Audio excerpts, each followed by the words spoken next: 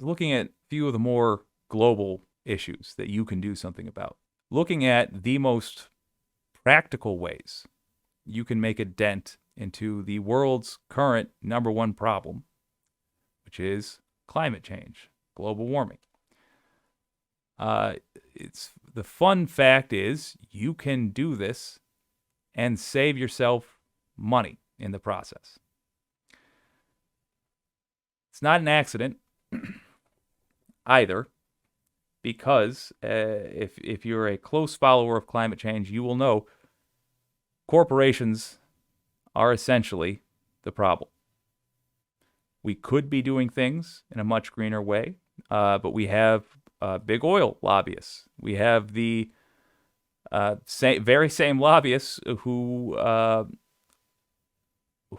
convince our politicians to make plastic a regular part of our lives. You go shopping, how many bags of plastic do you just shove in the trash? Do you have a big handful of plastic? Yeah, that's because an oil lobbyist made damn sure that they push a lot of petroleum. Plastic's made with oil.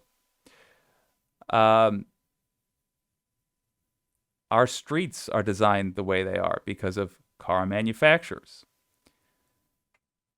Our public transit system is nearly non-existent in big swaths of the country because of car manufacturers.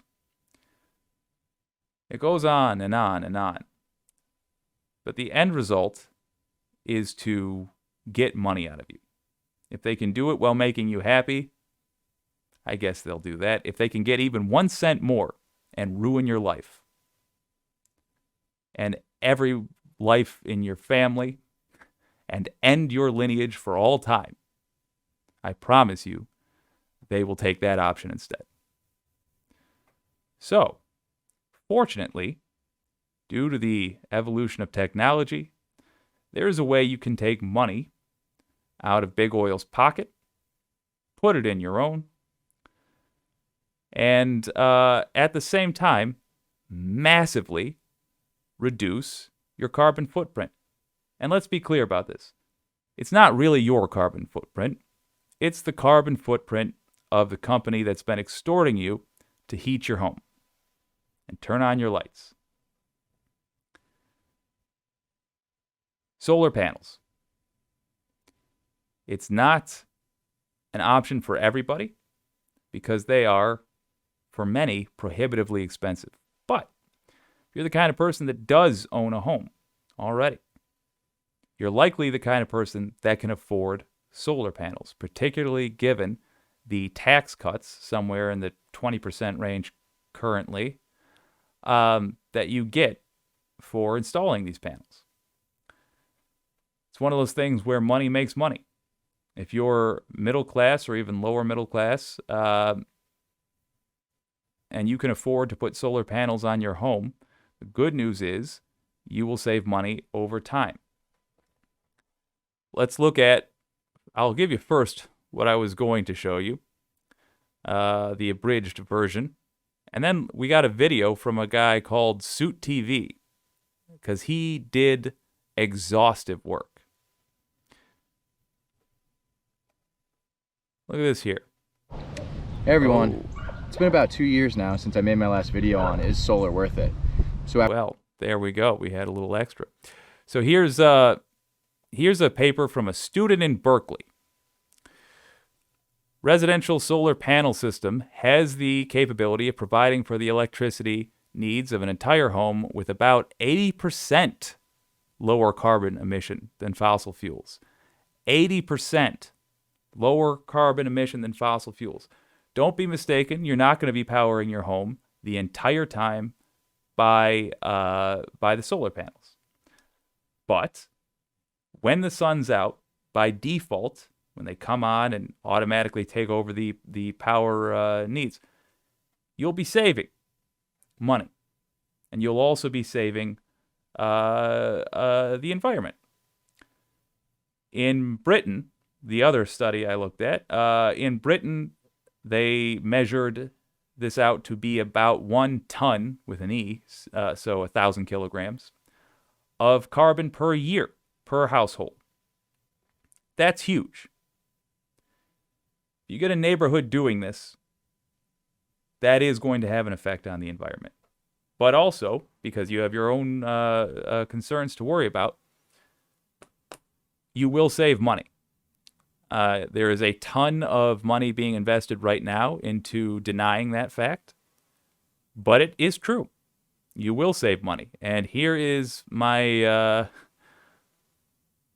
Here is the fella who did the work to measure it. This guy installed... I watched 2 videos of his. I've included the one he uploaded 5 months ago.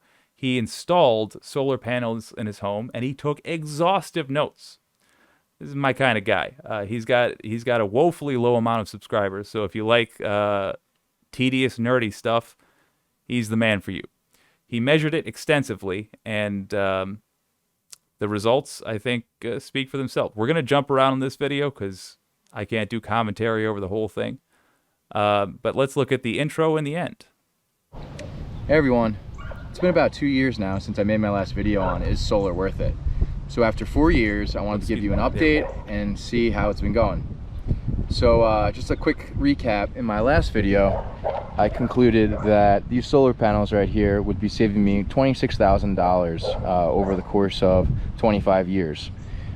So I want to go back, look at the math, see how we're progressing, and if we're actually on track to do that, as well as answer some of the big questions and common questions that I got on my last video. So let's dive into it. All right, so now let's look at the numbers and how I've fared over the past 4 years. We're going to start with 2018, early June was when I got my system turned on. So we're going to do the last 7 months from 2018, and we're going to do the first 5 months of 2022. And altogether, that's 4 years total, right?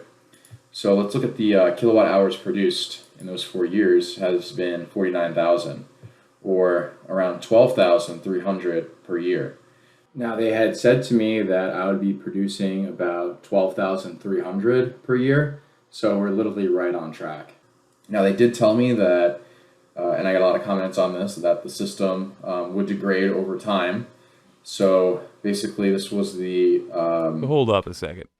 I just got to say, this is the kind of thing I love to see. I love to see a man showing his work, you know? Don't just tell me X, Y, or Z, but give me the numbers. To break that down another way, if you are able to get these installed, this guy is saying $26,000 over 25 years. You're giving yourself, aside from helping the environment, which is a great reason in and of itself to do it, but you're giving yourself a $1,000 bonus a year.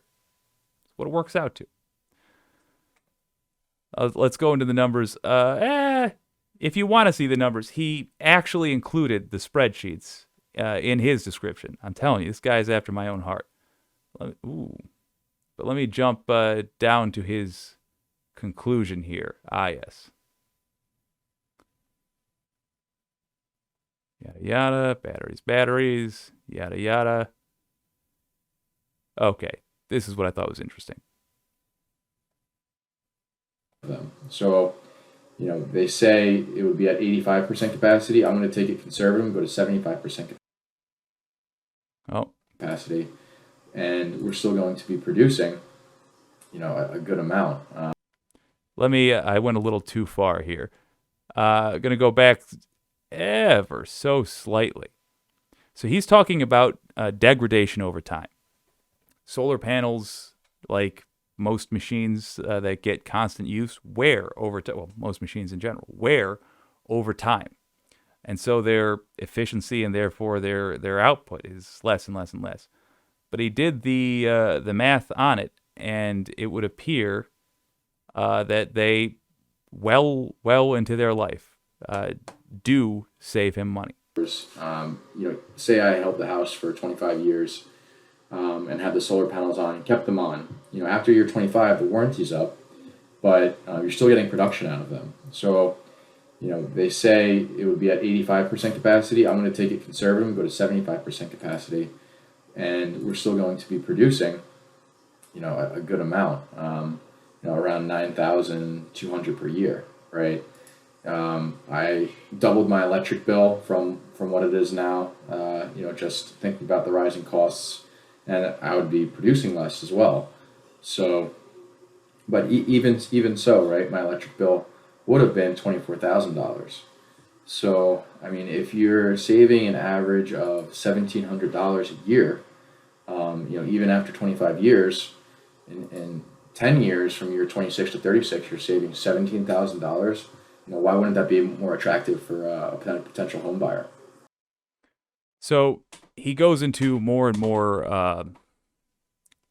more numbers. He continues to break it down, essentially progressing throughout the video, making the case for himself more and more difficult to make, but it still works out to be profitable in the end. So as purely a financial investment, it's a good idea. But that's also what you can do if you have the means to solve or to help be part of the solution to one of the major issues affecting the world right now. Saw a comment from a viewer regarding American investment in arms. It's one thing to pass on weapons; it's another to use them correctly. Fair point.